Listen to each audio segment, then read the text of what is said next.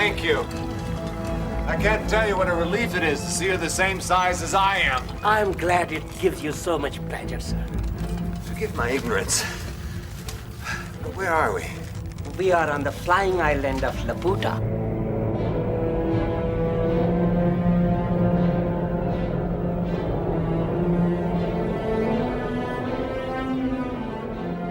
I was flying, traveling through the air several hundred feet above the ground. And how big was this flying island? It was huge, at least a half a mile across, but floating gently through the air as though it were no heavier than a cloud. And people lived on it. Several hundred of the greatest minds in the universe. Living conditions were quite cramped. It was like a warship. Everyone lived in tiny cabins and only came out from time to time to the observation decks.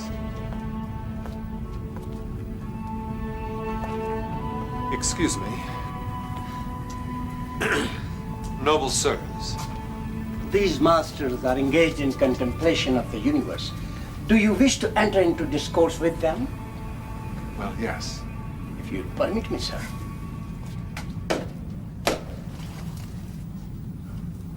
What is your opinion on the sun's health? Well, it seemed all right last time I looked. What about the spots? Spots. New volcanoes on the surface are sending out enormous clouds of smoke. As the volcanoes become more violent, so the spots decay, and... Yes, yes. Forgive my ignorance, but where exactly are we? See, if we're flying towards the sun, then we must be traveling west at the moment. You think so? Oh, what a fascinating theory. So I was... An interesting man. You have obviously given them a lot to think about, sir. May I show you your cabin so that you can take rest before the end of the world ball tonight? Yes, perhaps I am. End of the world? Did you say end of the world ball?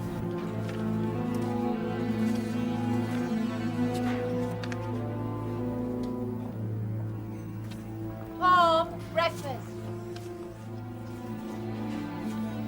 Home, breakfast.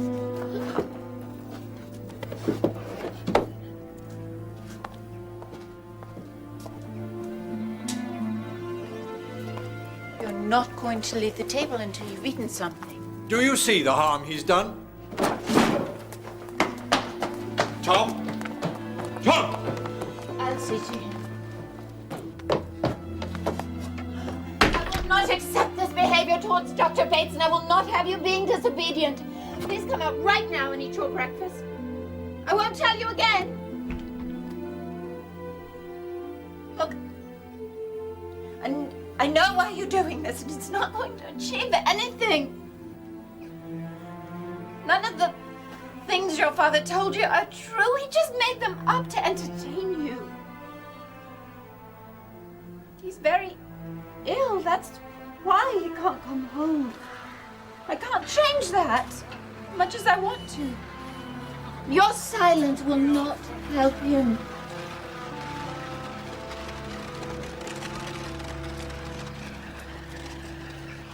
What did they eat? Perhaps they grew mushrooms. In the clouds! Don't revel in your ignorance, please. The intellectuals of Laputa were far too busy having great thoughts to be burdened with the chores of farming. They would travel the lands, collecting brain taxes from their subjects below. The island would descend over a village or a state, and buckets would be lowered to be filled with food and drink and whatever else they wanted.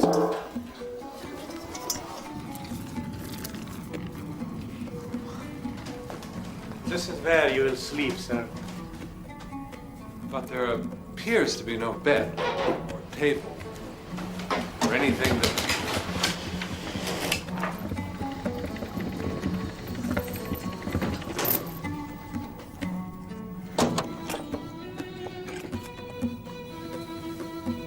Now we must have you measured for your costumes. Costume. For the ball.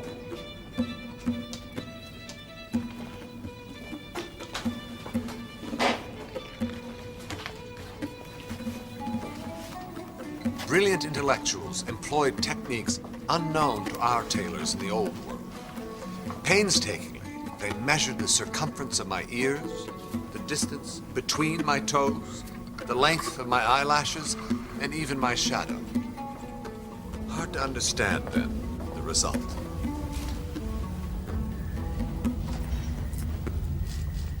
Hello.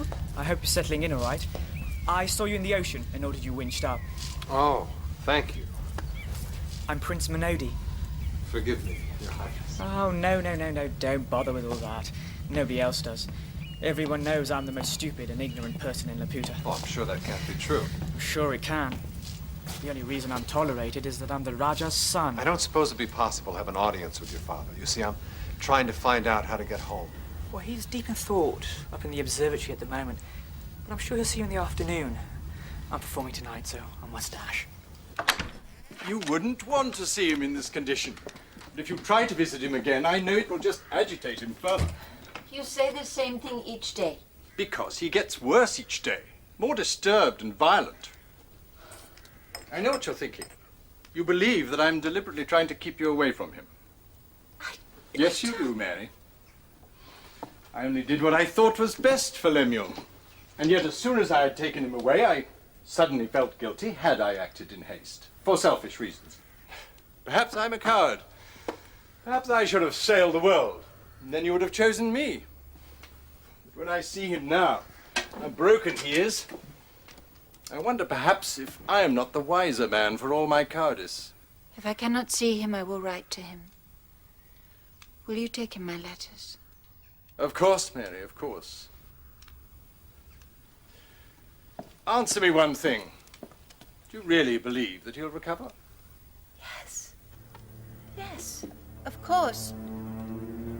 Don't you? I only wish I could say yes.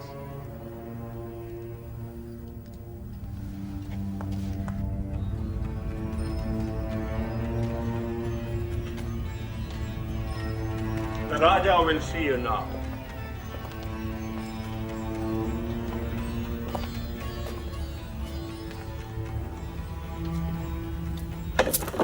Well, why? Ow, thank you. I can manage on my own. Thank you, that will not be necessary. Majesty, I am a traveler from... Excuse me, Majesty. I'm trying to get back to England, Majesty. England? You know of it? Do you like it? England, Majesty. It's my home.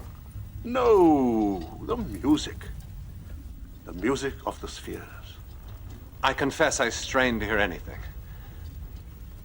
Ah, then we must adapt your ears so that they can hear more clearly. I'm undeserving of such honor. Yes, I suspect you are. Please forgive yet another interruption, Majesty, but I really am desperate to get home.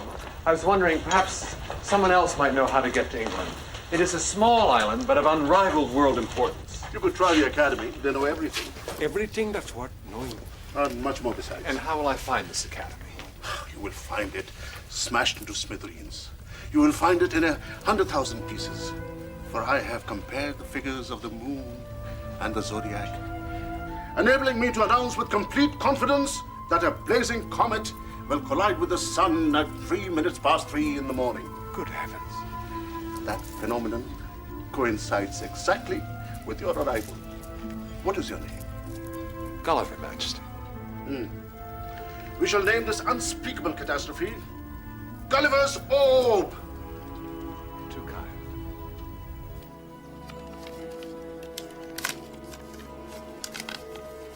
I know I have failed you. I should never have agreed to send you away. But please believe how hard it was for me. I only want you to be well again. My deepest wish is that you will soon come back and live with us. To have you and then lose you again is almost unbearable. If you refuse to see me, then at least write just a few words. I will always love you. How does one prepare for the end of the world? The Raja had commissioned a special symphony to celebrate it. though I must confess I found the music a little too intellectual for my taste. I thought you were playing in the concert. I was asked to leave. My instrument kept playing in tune.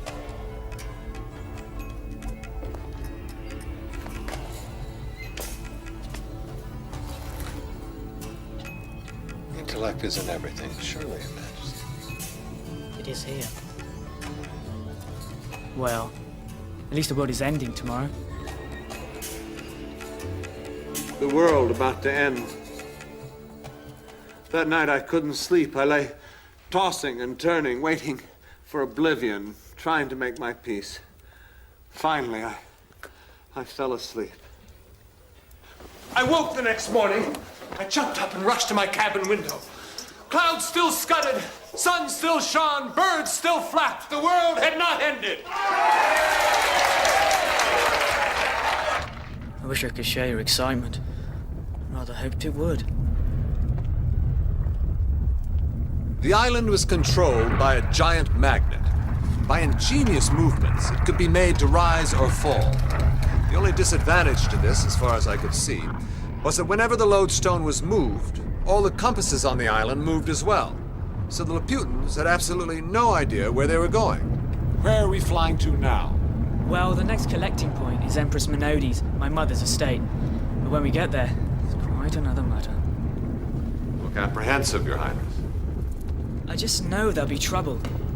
Mother and father disagree about everything.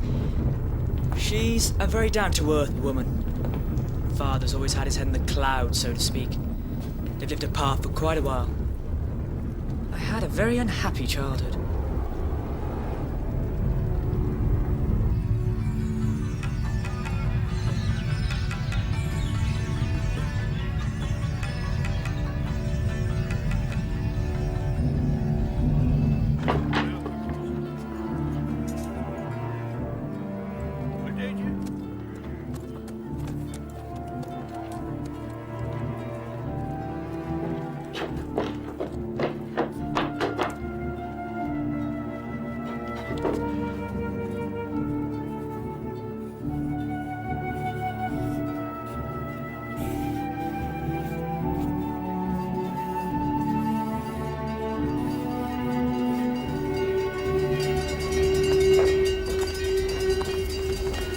Excuse me. Your Highness, what's happening now? Oh, I was afraid of this. My mother's refusing to send up any brain taxes. Come on. Father. If it's war she wants, it's war she'll get. I'm applying my massive intellect to the matter. I don't think Mother wants war. She simply doesn't think it's right we should take all her food. Not that I know anything. We shall position ourselves over her land and deprive them of rain until the crops wither and die. I am a genius. Isn't there a river running through the royal estate, Father? I knew that. The Raja and his intellectuals debated the right course of action, while the island bore down on the Monodi estate.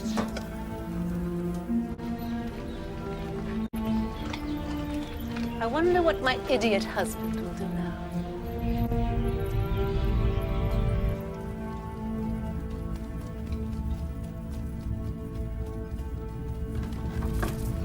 I have it! We must bomb them! Bomb Mother? Bomb your wife? Bombs away!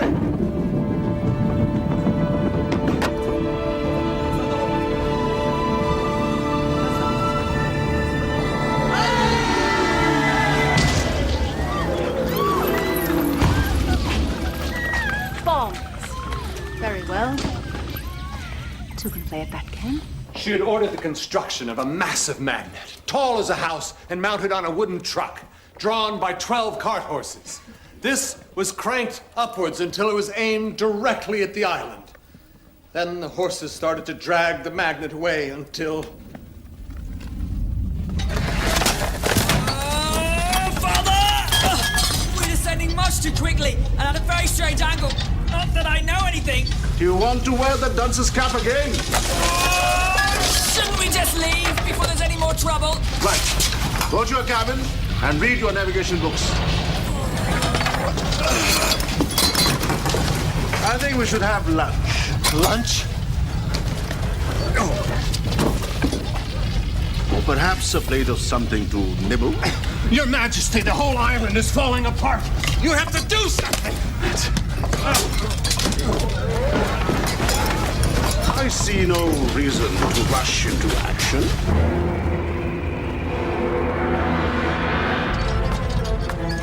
Your Highness, what should we do? I'm the last prisoners of a crisis. No, you're not.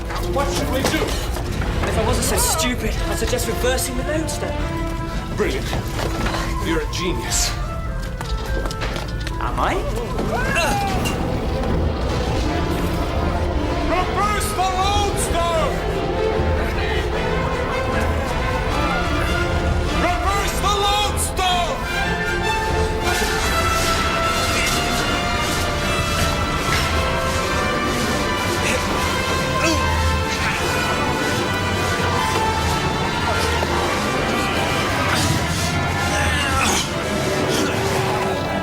The island jumped to a horrible halt for an instant, and the two opposing magnets sent it hurtling backwards.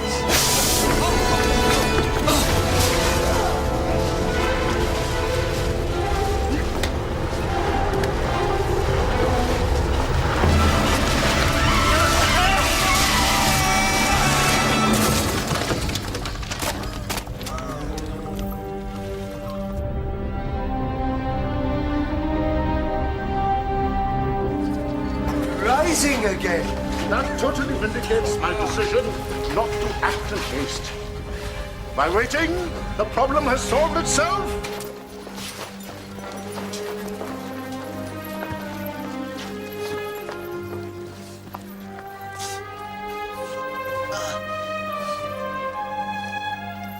Interesting.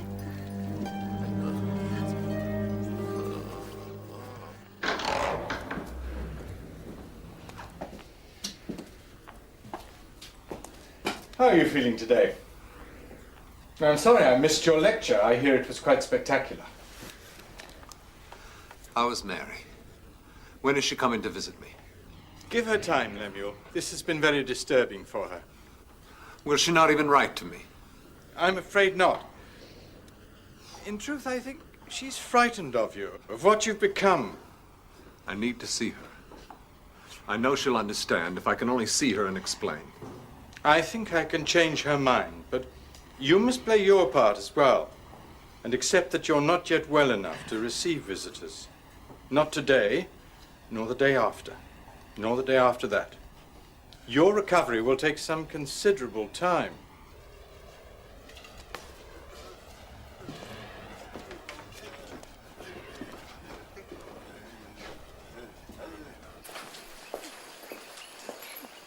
Good morning. Good morning. Your bag was delivered this morning with a note on it from my son. Oh, thank you. How is he? Well, I have to report that your son has failed all his examinations and is considered to be a complete idiot. Good. There's hope for him yet.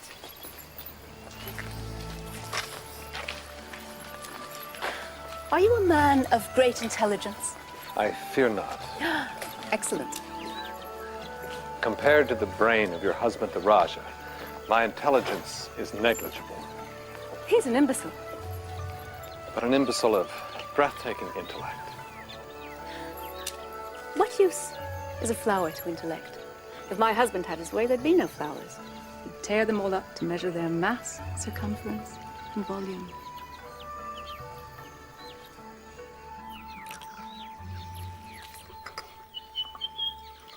Why did you stay for the summer? Since I married, I've missed the pleasure of unintelligent male company. If only I could. But I really must try to find the place they call the Academy, where I can get directions home. The Academy? You know of it? Oh, I wish the place had never been built. My husband collected the most brilliant minds from all over the world, and then he installed them at the Academy. Where's the harm in that? They have brought ruin upon this whole country. Everything outside my own estate is devastated. Why? Because the Academy has decided that the perfect new world cannot be constructed until the old one has been totally exterminated.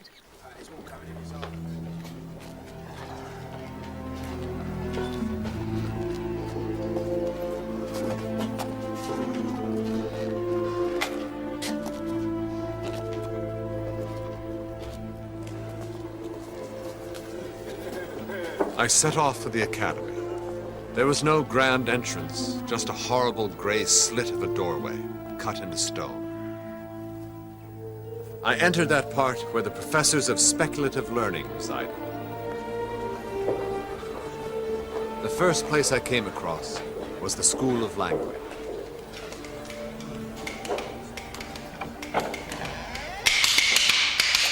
Oh, come in, sit down. Sit down. Now, speaking is, of course, a corrosion of the lungs and to be avoided. So I have devised a method whereby everyone will carry around all the objects he needs in order to converse and just point at them. What could be simpler? These two farmers are making a transaction to buy and sell a lamb. No, it's a conversation about the weather. About whether this farmer can walk his sheep over this other farmer's land. If I'm not mistaken, I believe this farmer is furious. Oh, no.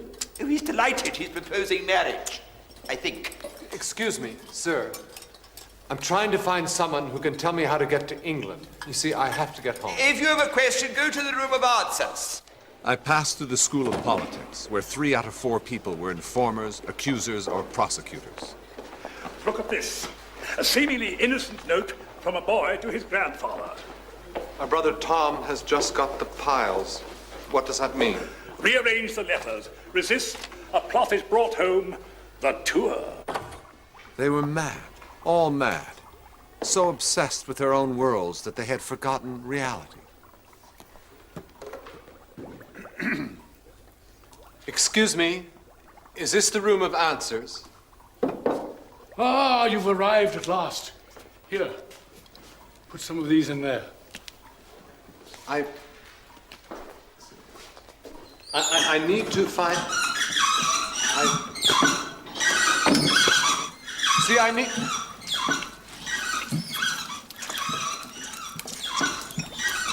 Excuse me, what is it you're doing? What does it look like? I'm extracting sunlight from cucumbers. Just another 8 years, and I'll have the problem solved. Stay and help? Oh, please stay and help. It can make it so much more exciting.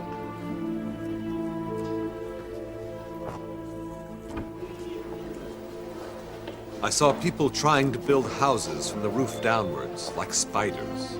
I saw one room big as a cathedral where hogs were being trained to plow fields by digging up buried acorns. Hundreds of professors tackling every problem known to man. But no ideas were finished, and in the meantime, the whole country lay in ruins.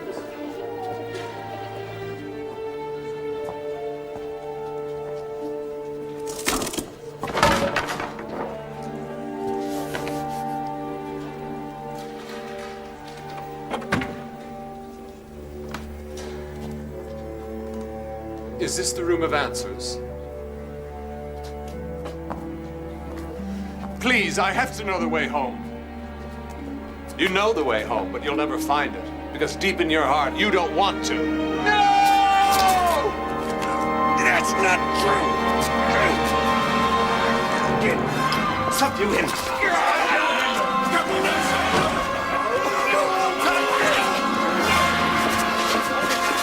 It's all right. I'm sure he didn't realize what he was doing. No! Down you go.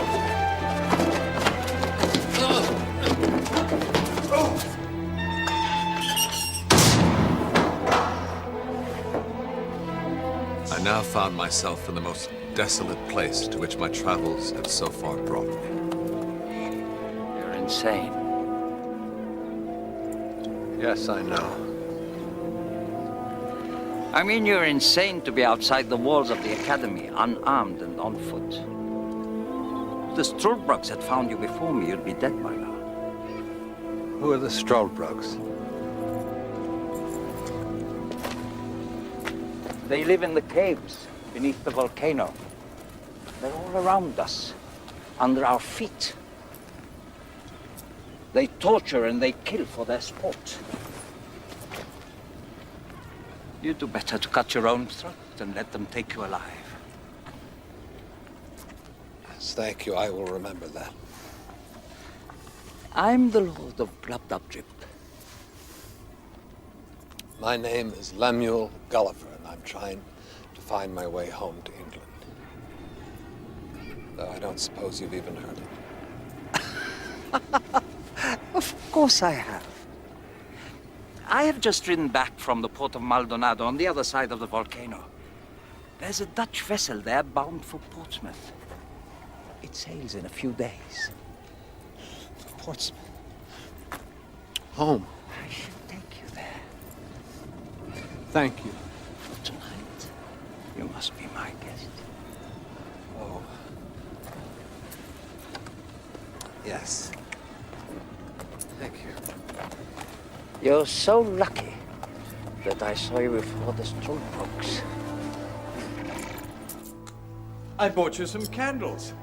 Despite your behavior, I do not approve of this treatment of you. But the other doctors have superiority over me. And they have determined that you spend a week away from human society. A week? No, I can't stay a week in here. Believe me, I'm doing everything I can to get you out. You have to help me to get better. Of course. And you have to trust me. Now, take this. It will help calm you and let you sleep. Just have some whenever you want. Will you bring me paper and some ink? I'm going to write down everything that's happened to me. Why, what a splendid idea. Alas, part of the punishment is to be forbidden these things. I'll bring you some chalk so you can mark off the days. Now, please, take the medicine.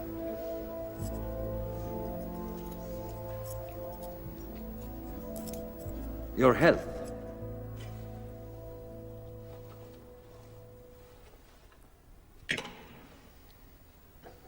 Do you live alone? Quite alone. I'm an historian, you see. I need the utmost peace to study. An historian. I've always believed the study of history to be the key to all wisdom. I would love to browse through your library. Library? I have no interest in books. I study history purely from the source. How is such a thing possible?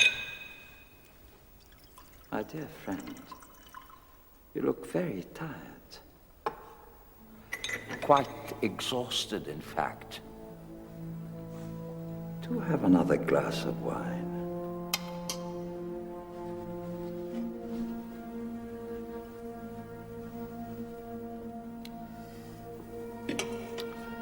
Forgive my rudeness, but I'm suddenly very tired. I wonder if I might retire for the night. Of course. Take your wine with you. It might help you to sleep. I think there's going to be a storm.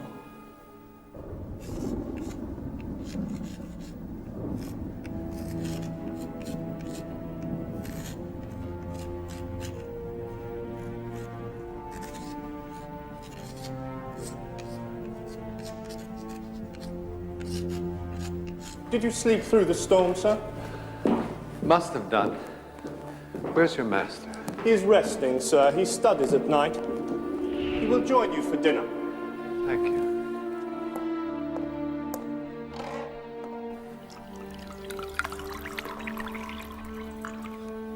You mentioned taking me to the port today. Did I? Oh, yes. Sadly, it's not possible. In the storm last night, a fence was broken and my horses escaped. But my servants are out looking for them. They won't have got far. We'll ride to the port tomorrow. Don't worry.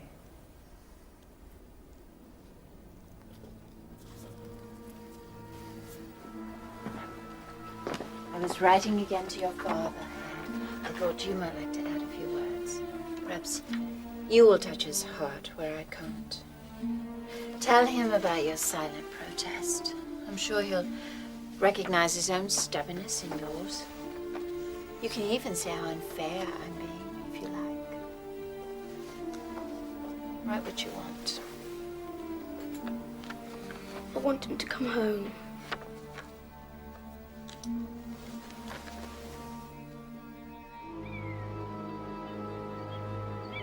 I wonder, sir. Don't think me ungrateful for your hospitality, but when do you think we might go to the port? My servants are out looking for the horses. Don't worry. We'll ride there tomorrow.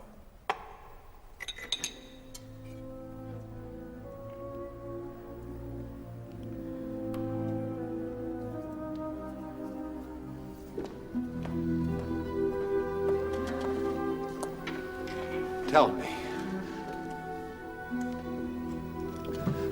when do you think we might go to the port? My servants are out looking for the horses. Don't worry. We'll ride there tomorrow. Did I ask this yesterday? You only arrived yesterday.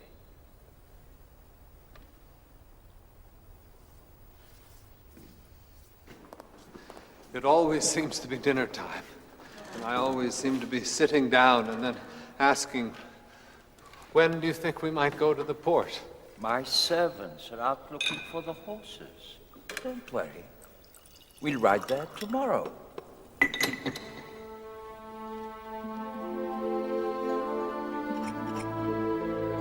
The wine was drugged. That's why I could remember nothing. I drank none of it that night and waited to see what happened.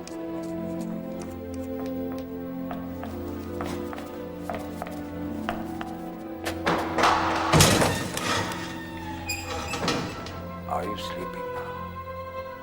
Good. Arise and come with me.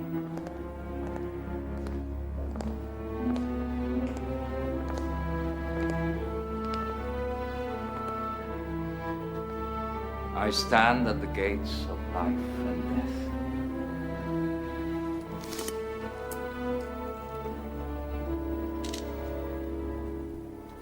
Come forward. Come forward, spirits. Here is life. Alexander the Great, great warrior, leader of men. Smell blood. Smell life. I summon you!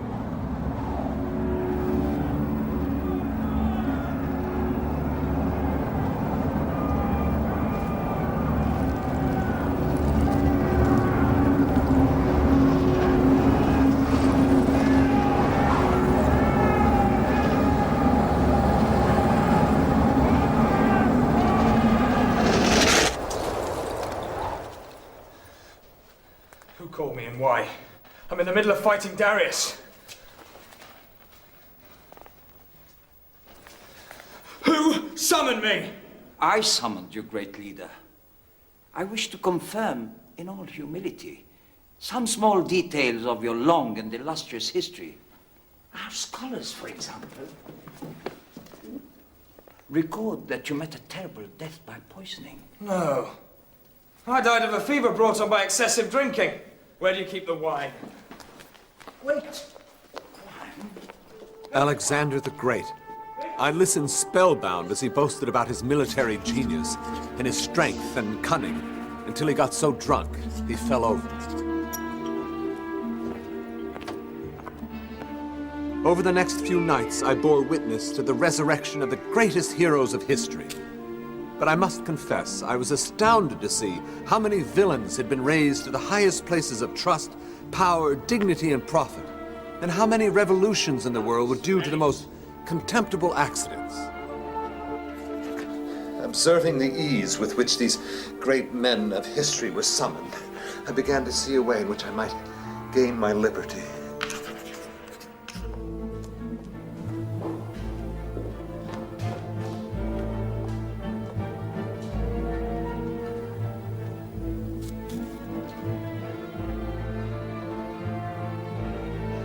Come forward, spirit. Come forward. Here's life. Life. Michelangelo, Mark Anthony, Leonardo, I summon you.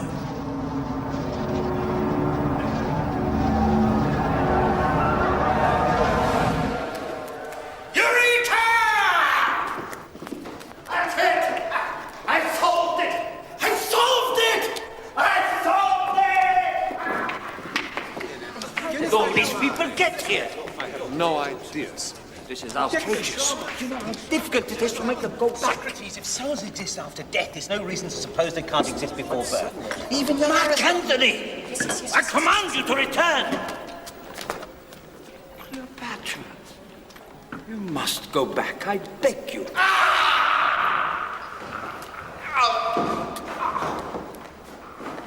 Who's that? One of the Caesars, I think. I'm only trying to alleviate the boredom of my confinement.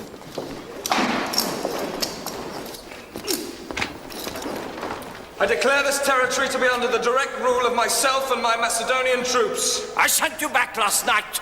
Stay dead this time. Advance! Is there no end? What now? I hardly dare say, sir, having seen your rage. Whom have you summoned to? I was curious to question Commander Hannibal on his adventures in the Alpine Mountains.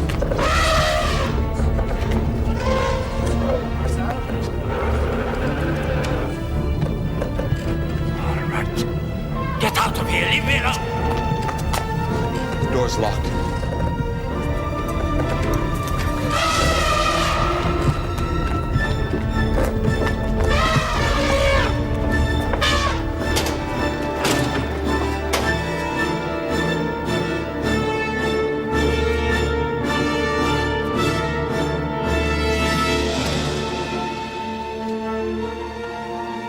I ran from that place. I ran until my lungs were bursting and I thought I would drop dead of exhaustion. How long had I been delayed? I had no way of telling. Would I be able to reach the port before the Dutch boat sailed? Did the port even exist, or was it another fantasy?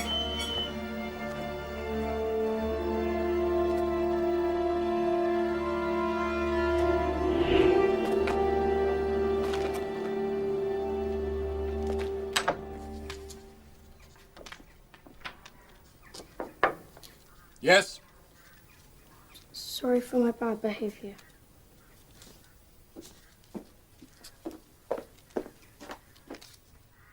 Mother says to give this letter to my father.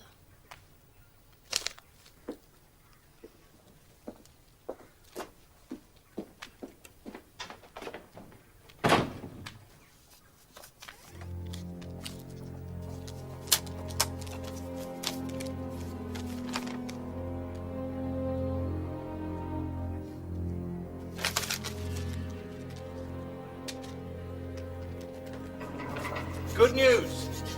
I've persuaded the doctors to return you to your cell. The understanding that I take a more active role in your treatment from now on. I've reconstructed my entire journal. But that's wonderful. It explains everything that has happened to me. And why I feel the way I do. I see you have finished your medicine. We'll have to get you some more. Perhaps a little stronger this time. You must show this to the other doctors. Of course.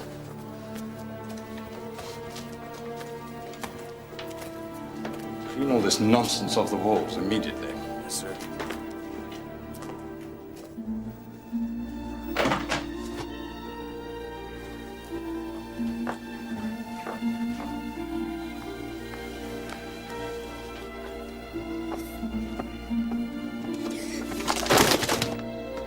Tom, what are you doing?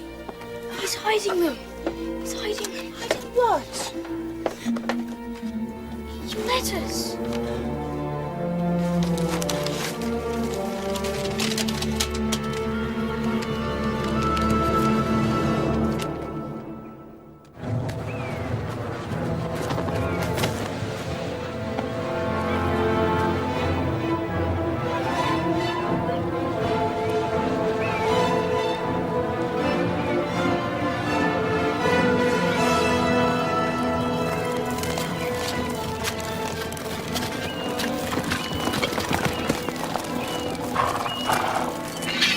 dare to trespass on our land.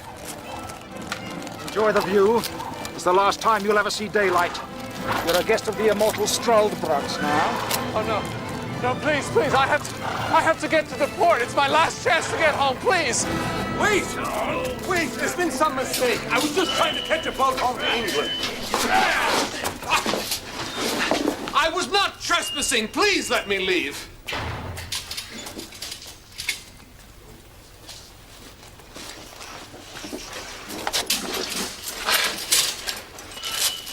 Roll forward, you who seek immortality.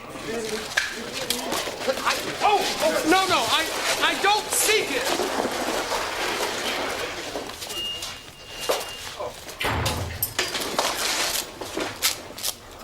Grovel before the immortal gatekeeper. What gift have you brought me? I can't quite see. I'm afraid that I haven't brought one. Nothing? You've come before me with no gift at all? It'll take me years to devise the manner of your awful death. Take him away. No, wait, I do have something you might like. A giant wasp sting. A wasp sting?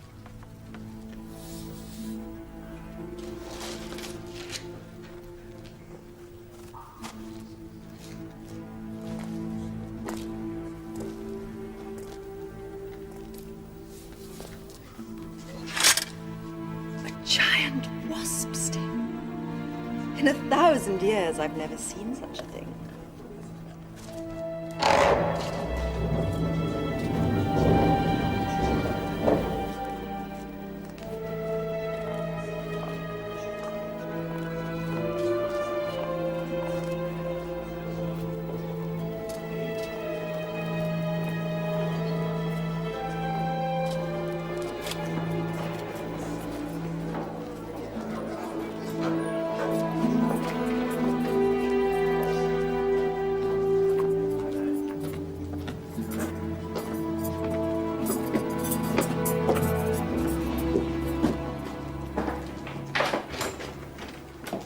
Mary, I didn't expect to see you here. You should have warned me of your visit. This is not a suitable time. How is he today? Well, much the same. You gave him my last letter? Of course, I stood with him as he read it. Your letters mean a great deal to him. I know he reads them many times. Now, Mary, I understand how hard it is for you to stay at home and wait. But if he is really to fully recover, we must trust the doctors. You're a liar. I did what I thought was best. I understand your anger. You do not. Your letters would have upset him further. He's confused. I'm taking him home. Would that it were so simple. But once admitted, he cannot leave without a formal hearing. Then I insist such a hearing takes place. Of course. I've no desire to keep a sane man confined. I'll speak to the senior doctors. We'll do it tomorrow morning. Come and see. One moment. I don't anticipate any problem settling the matter. In my grasp. Man's greatest desire to cheat death. What must it be like to be immortal? Never dying, never. Can you imagine it? Why, ordinary people must seem like flowers, blooming and dying in a few days. Immortality.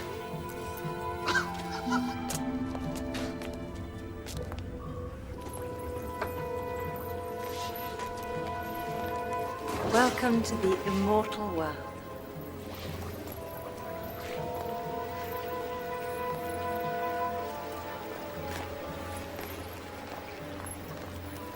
This is the source of the life everlasting. Drink from this water, and you will never fear death.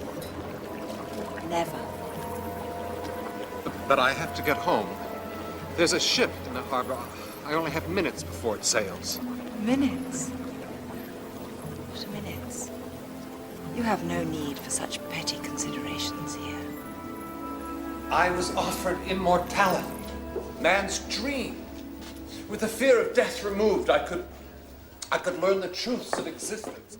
I could get riches and wisdom. I could read every book ever written, study the movements of the planets and the stars. I could watch the rise and fall of republics and kings, and from the great depths of my knowledge offer advice to all. I could do anything. It's true. I too have been there and seen what you describe. The Straldbrugs. You have? Then I'm not mad. No. And as I drank, I saw the king riding on a walrus high up in the sky. Oh.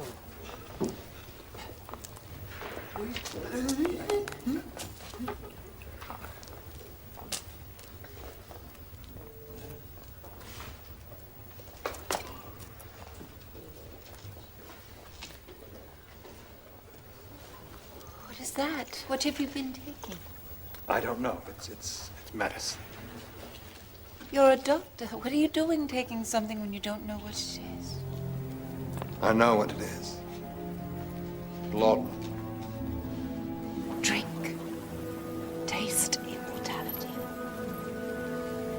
Why is your hand shaking so badly? What's wrong with her? Nothing. What's wrong with everyone? Drink the water.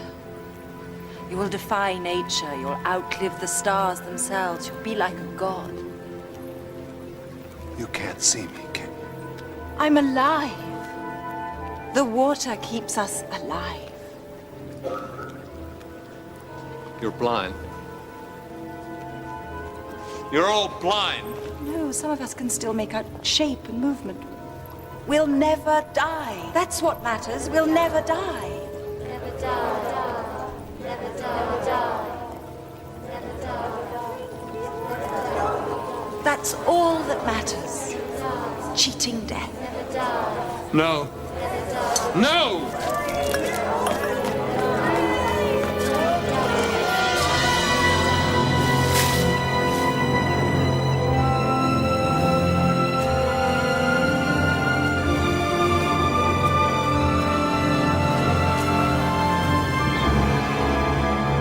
I ran like the wind. Below me lay the sea, and the port was surely not far beyond. When I reached the jetty, I leapt! I made it! I was going home. Home, finally. England. Surely now, after all the misfortunes I'd suffered, nothing could go wrong. That night I couldn't eat anything. Mary, I need some of my medicine. No, you don't. I feel terribly sick. My mouth is all red and swollen, and my arms, I can't lift my arms. Everyone's complaining of the same condition. I don't know if I brought the fever on board, but within a week, it had spread throughout the entire ship. I got sicker and sicker, but I refused to die. I refused to die, not after everything I'd come through.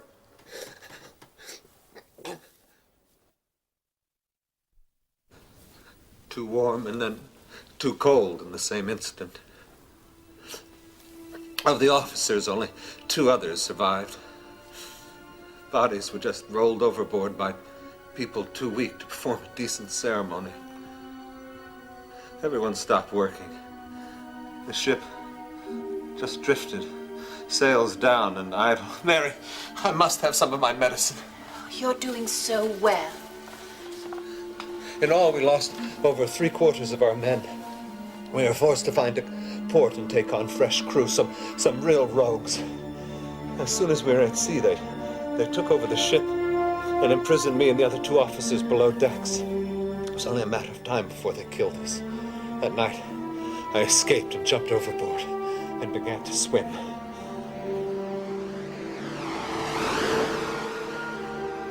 I swam for as long as my strength allowed, until finally, at the point of exhaustion, I was cast up on a deserted shore.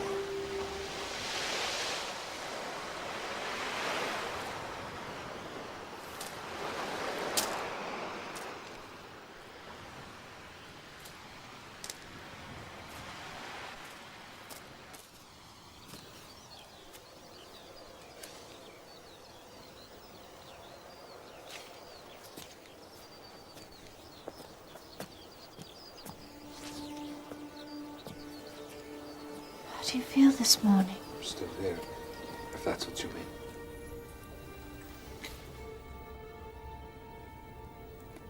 Lemuel, you must be honest with me.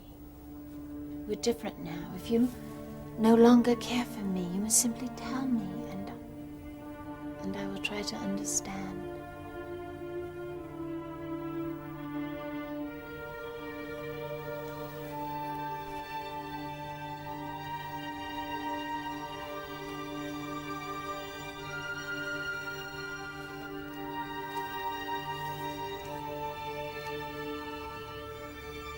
It's a star.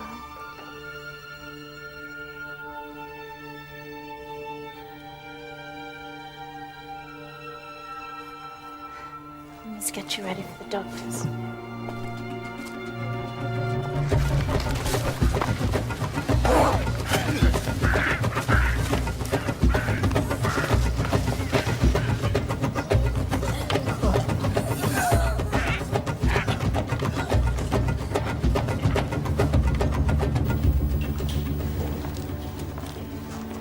Don't be afraid. Just speak the truth. Admit to the fantasies you've been having, but say that they're over now and they'll let you come home. Are you listening to me?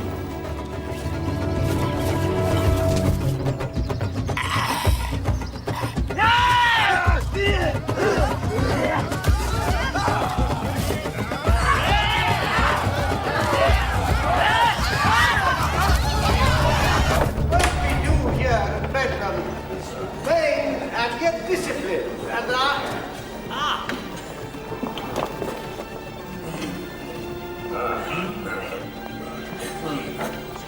please come in. Yahoos. Ladies and gentlemen, we brought before you here today one of our most exceptional patients. Why are all these people here? Why shouldn't they be? The governors of the hospital, students in medicine. But you said nothing about it being in public. Mary, I cannot reorganize the entire workings of the hospital for your convenience. I want to go back to my cell. This place is full of yahoos.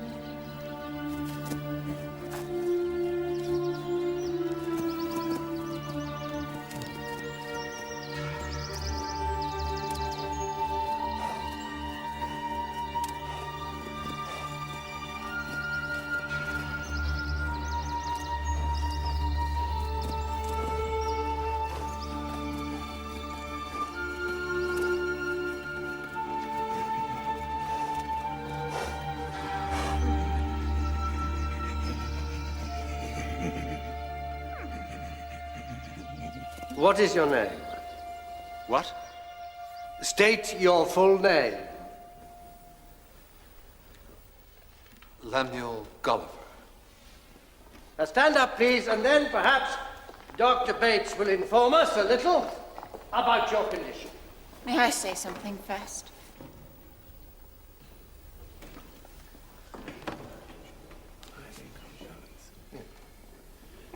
Yes. My husband shouldn't be here. He's an intelligent and professional man, a doctor, then a ship surgeon. 8 years ago, his ship was wrecked, and he was the only survivor. Washed up on a strange continent. Near starving, forced sometimes to drink seawater. He suffered delusions. Without human companionship, he invented people to talk to. Most of us might do the same, faced with the terror of being totally alone. He's been very sick, but he is a sane man, good man. And he belongs at home with his family.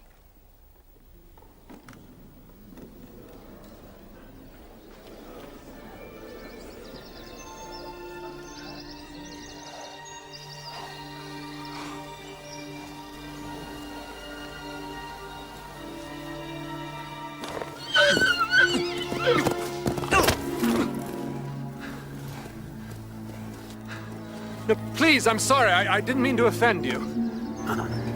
If you're a magician, as I think you are, and you've changed yourself into a horse for some reason, I want you to know that I'm just a poor Englishman. I'm lost and alone, and I would like to ride on your back to the nearest village or town. No, wait!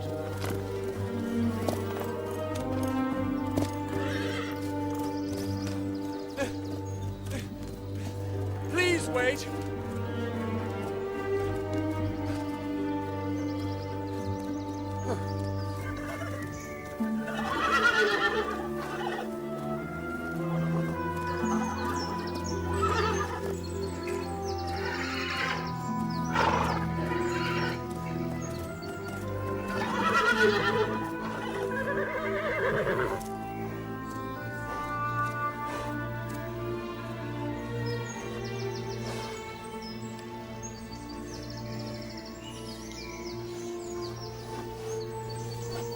Before you, one of the most unusual cases that it has been my sad privilege to examine here.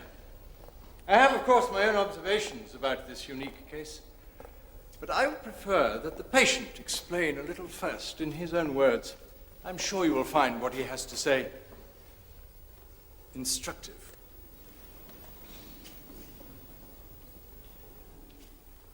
Come, come. This hearing is at your request. Everyone is waiting. What is it to be today? More giants or flying islands? I don't want to say anything. Really?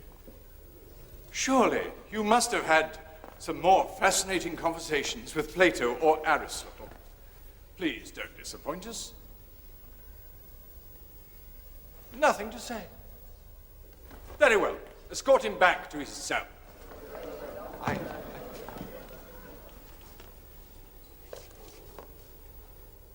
I don't eat hay. I beg your pardon? I don't eat hay.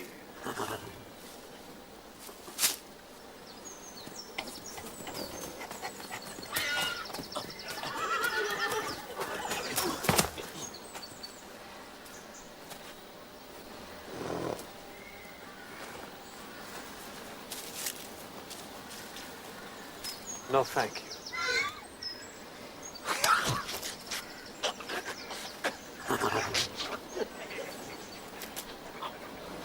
Do you have any milk? You know, from cows. Mm. Mm.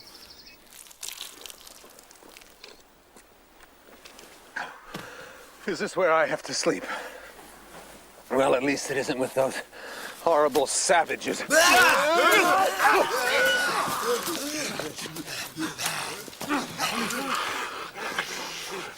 I can't sleep here. You saw how they tried to attack me. And the smell is unbearable.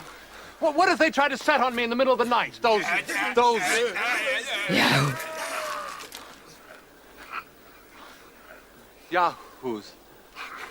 Yahoo. Yahoos?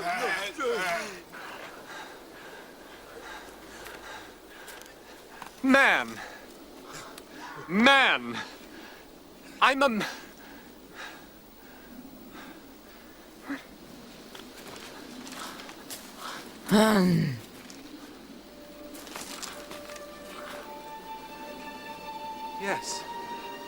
Yes, man. You can talk. What sort of being are you? Are you a horse? Houyhnhnms. Houyhnhnms. Houyhnhnms.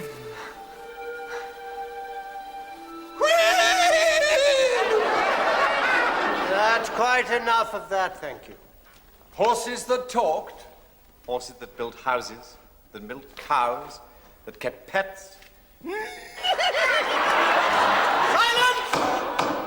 This is a medical examination, not a theatrical performance. I know that any man would laugh at such a story. But listen to me before you pass judgment. In the name of reason, which is surely the purpose of this assembly, I ask for your attention. In the name of reason, then, tell us these horses didn't talk. They talked.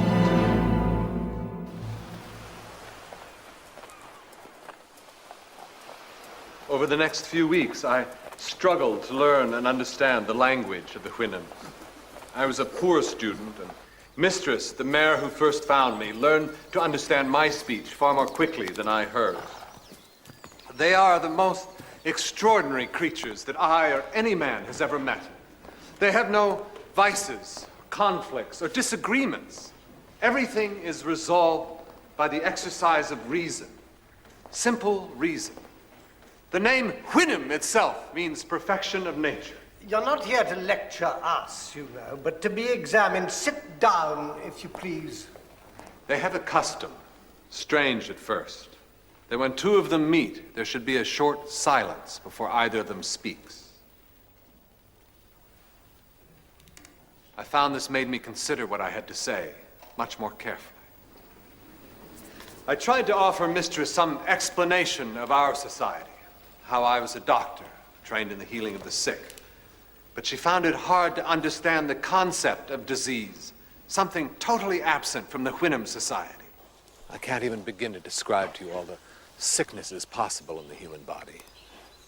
We feed upon 1,000 things which work against each other. We eat when we're not hungry. We drink strong liquor without the provocation of thirst. Often when I spoke to her thus, Mistress seemed uneasy, finding it hard to believe my words. When I tried to explain what I meant by lying, she was shocked. She told me the gift of speech was to make us understand one another, to receive information. And if anyone said the thing which is not a lie, then that purpose, gentlemen, was defeated. So, what is your implication? None, sir. I merely point out that she could conceive of no reason or purpose to lying, something which is so perfectly understood and so universally practiced among human creatures. It was with the greatest difficulty that I could make her understand what I meant by power, government, and war. Law and punishment and 1,000 other things had no equivalents in their language. Horses in my country are like Yahoos in yours. We keep them as beasts of burden. We put plates of iron on their feet so they can walk on our stony roads, and saddles so they can be ridden. By Yahoos? They have no choice. Horses are usually broken and tame when they're very young. The males are generally castrated when they're 2 years old to take down their spirits. If they show any disobedience, they are beaten with a whip or kicked with spurs. We use them to pull heavy loads or to plow our fields. Rich ladies ride them round parks, and sometimes we race them for our entertainment. And when they get too old to work or to be ridden for fun, they are butchered, skinned, and sold for dog meat. And what's wrong with that? What is your argument, sir? I think the proposition being advanced is that this society of horses is superior to our own. Is that your suggestion, sir? I'm not suggesting it, I'm insisting on it. The Yahoos, on the other hand, seem to have no virtues whatsoever.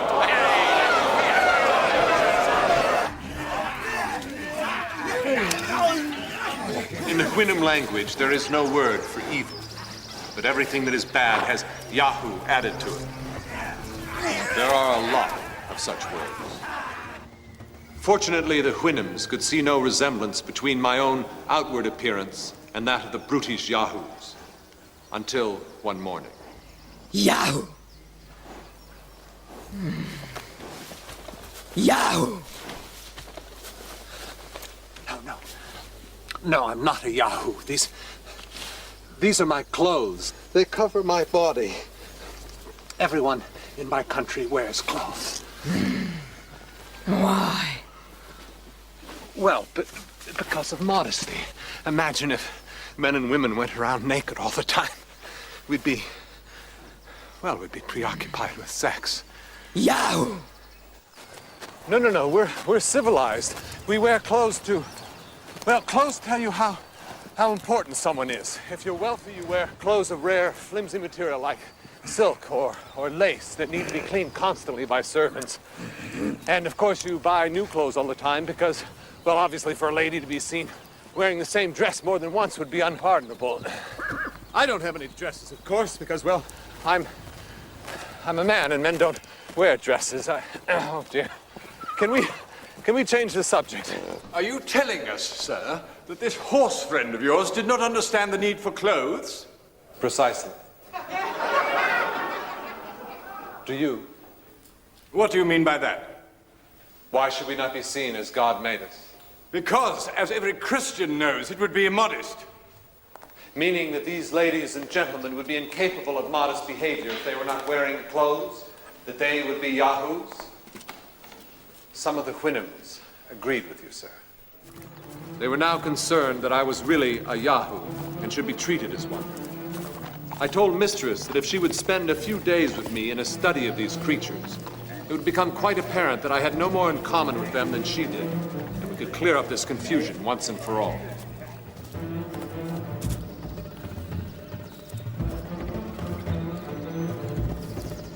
Day 1, leadership. In each herd, there was some kind of ruling Yahoo. As the basis of any society is organization, I wondered how the Yahoos picked this leader. Whereas in our country, we seek to elect the most intelligent amongst us, the Yahoos picked a leader more mischievous in disposition than the rest. This leader would then choose a favorite, as much like himself as possible, whose job it was to lick his master's feet in posterior and drive the female Yahoos to his kennel. What are you implying?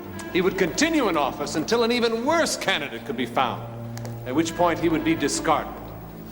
And all the Yahoos in the district would come and discharge excrement upon him from head to foot. I am warning you.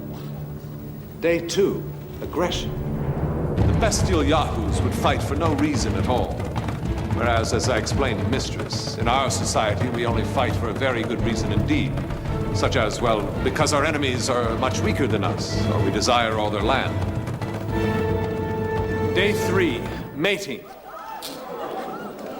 I fear I may shock you with my personal experience of their practices, but I believe it's vital that you share my deep revulsion at the antics of our neighbors. I had already observed that the red-haired males and females of the species were more highly sexed than the rest.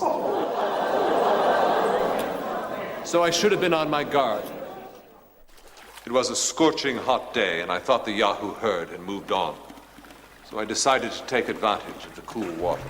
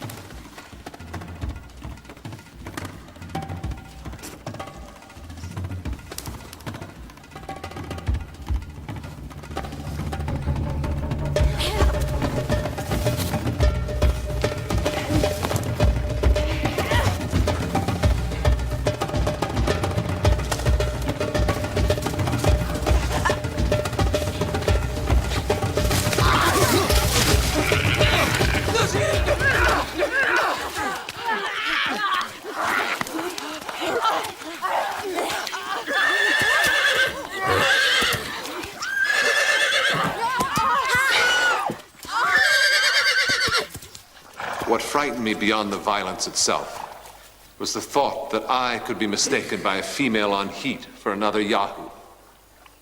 Could I deny my true nature any longer? Was this the real man, a brute? When I caught sight of myself in the lake, I wanted to turn away in disgust.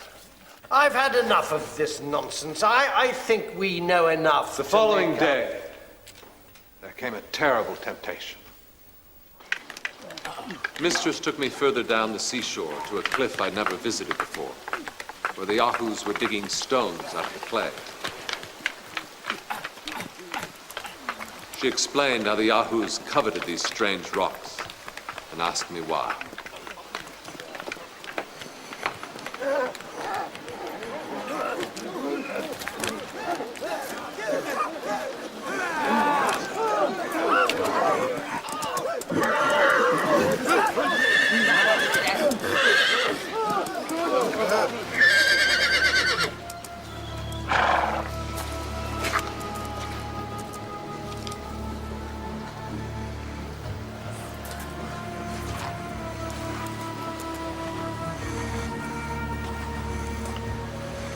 In my country, they're called diamonds.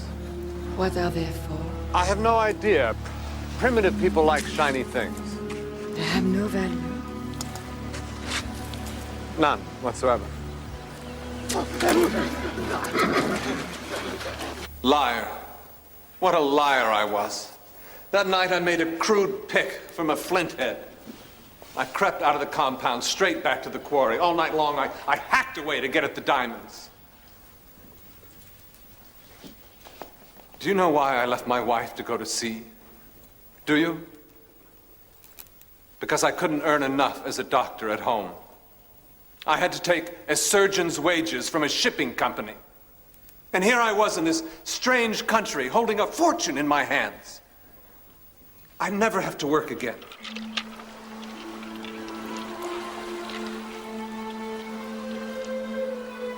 I'm rich. Rich. I can have anything I want. But what did I want? Since my journey began, I'd thought of only one thing: home. Of waking up again in my own bed with my wife and all the things that I knew around me. And now I was rich enough to give Mary everything. Except I couldn't leave. Now that I could have anything I wanted, I knew with absolute certainty all I wanted was to stay here. I would rather live with these Houyhnhnms than with my own wife. Without other people, I found that I had lost all my vices. There was no one to envy or lust after or steal from or flatter or brag or lie to. And if I left this place now, what could happen except my corruption? That's my grand country house. That's my fine clothes. And the servants to dress me. And my hunting and my fishing and my vintage wines. Because I'm never going back. I'm going to become a Houyhnhnm. That night I slept with a peace I hadn't experienced for years. I didn't hear the Yahoos creep up and steal my clothes. I didn't even hear the destruction until it was too late. Yahoos on the rampage. They'd found a trough of fermenting apples and had drunk the lot, then charged through the settlement, smashing everything in their path.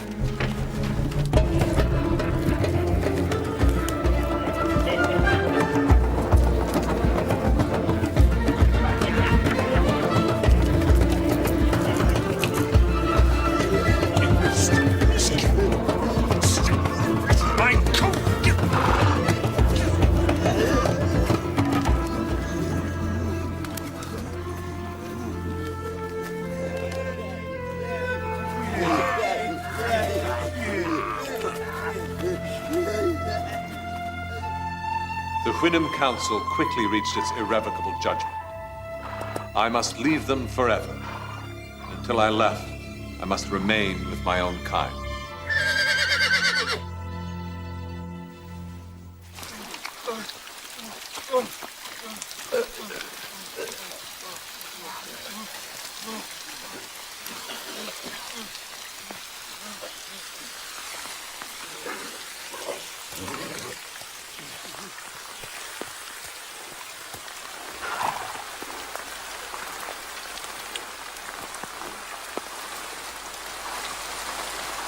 How long do I have? Until the full moon. Mistress! Is that it then? Am I really just another Yahoo in the end? Am I? Am I just another animal?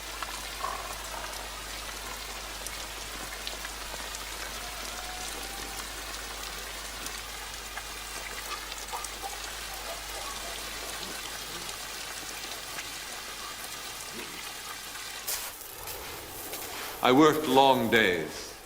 Now I had resolved to leave, the sooner the better. I built a small boat of skins, and as the day to leave grew near, loaded it up with vegetables, rabbits I had caught, and other provisions for the journey. We love words, we humans. We use so many so easily till they've lost all their meaning. But when I say, as that last day dawned, my heart was breaking. I have never known such awful pain and loneliness.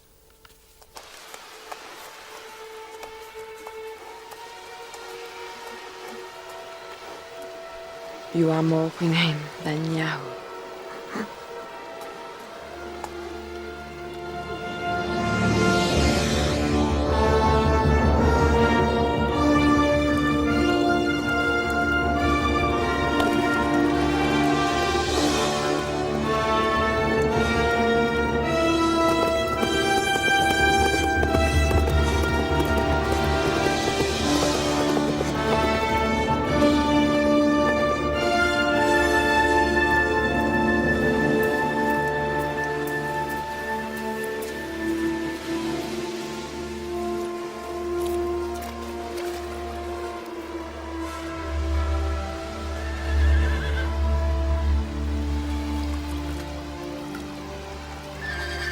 As I sailed off, the Houyhnhnms cried out to me from the beach.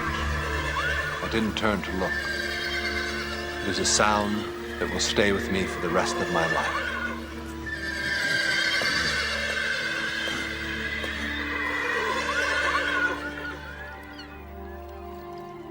When I could no longer see land, I threw all my food overboard. I decided not to try and return home. I couldn't live with humans again. After many hours, a shadow came across my boat, and I realized that death had come to claim me.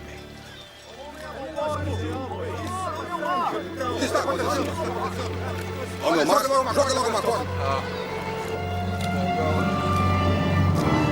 away! Go!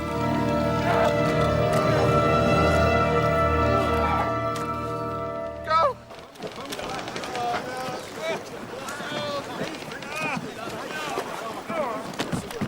I stayed in my cabin the entire voyage, talking to no one.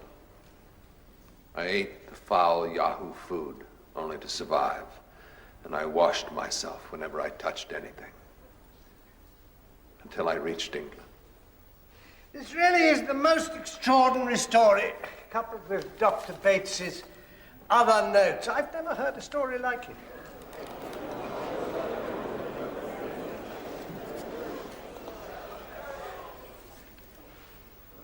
When my husband came here, he was very disturbed.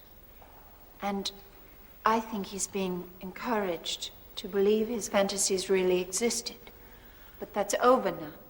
He's purged himself. Lemuel is not insane. I want him to come home. And I know that is his wish also. You say your husband is not insane. Then do you believe his account of these fantastical stories? I believe he has suffered greatly.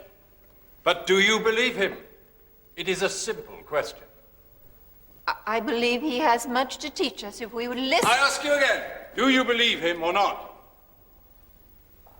Who in this room has been harmed by him?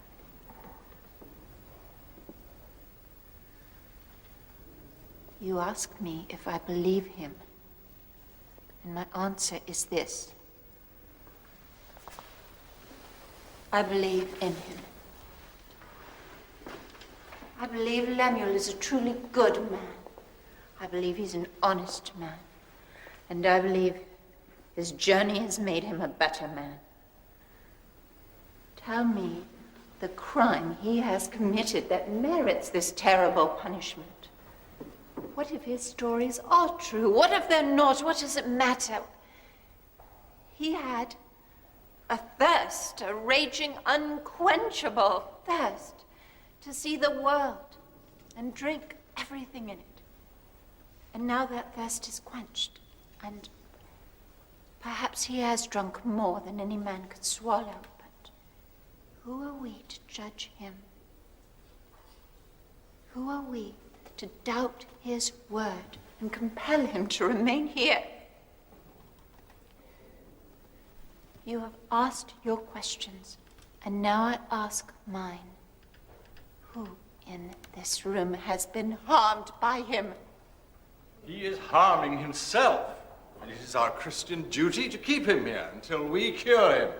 Your motives for keeping him here are anything but Christian. How dare you? How dare you question me? He's insane. He must be kept locked up. He's a lunatic, gibbering against mankind, tearing down all shreds of decency and modesty, filthy in word and filthy in thought.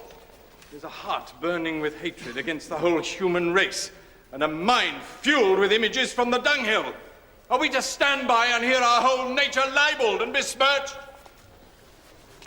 I've tried only to speak the truth as I saw it. What arrogance! What presumption! To show men what they are and to teach them what to be. You are either a liar, sir, or a lunatic. Which is it? Gentlemen! Gentlemen, this is a hospital, not a prison, and our ambition is not to confine people, but to cure them. Lemuel Gulliver, you are clearly suffering from a disease of the mind. This journey never really happened, except in your own head. And all we ask is that you acknowledge this. When you have done that, then you may leave. Now, what do you say? Then I may leave. Of course. That's all you have to say, Lemuel.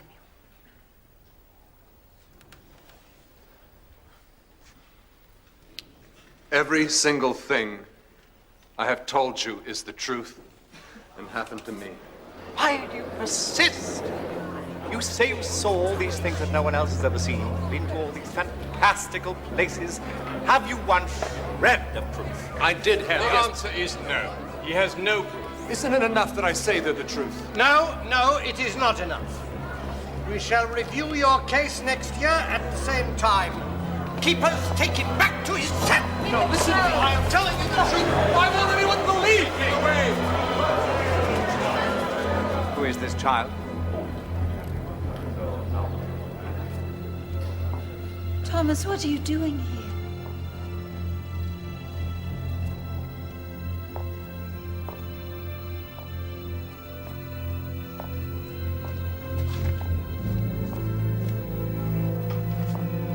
Go back to your mother, boy.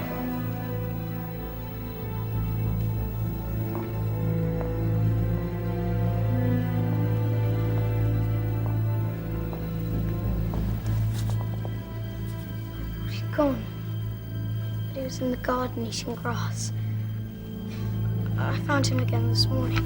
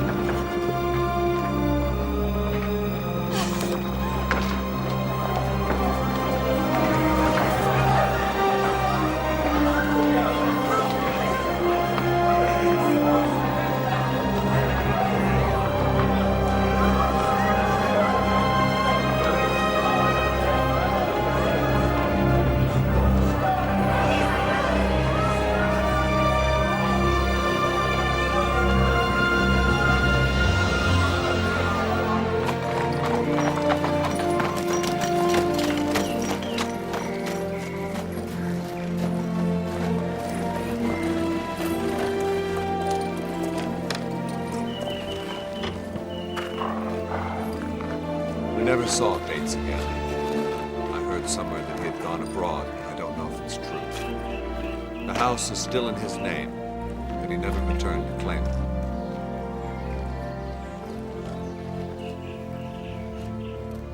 The first money I laid out when I returned home was to buy 2 young horses. They understand me tolerably well, and I converse with them every day.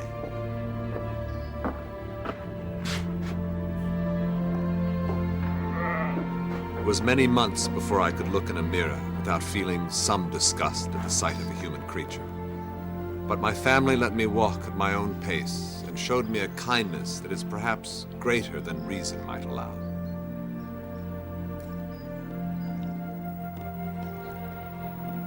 Until at last I was able to play with my son Tom like a true father.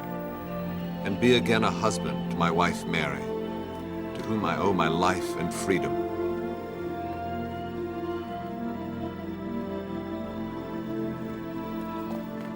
All the Yahoo vices I can begin to accustom myself to once more, except for pride. That I cannot tolerate. I see myself for what I truly am. I have lost 8 years of my life, and yet the moments I have had, the marvels I have witnessed, the wonderful truths I have seen.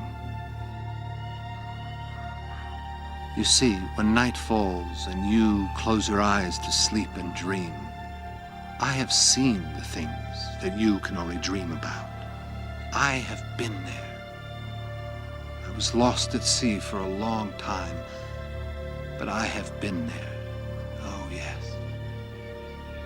All the way and back.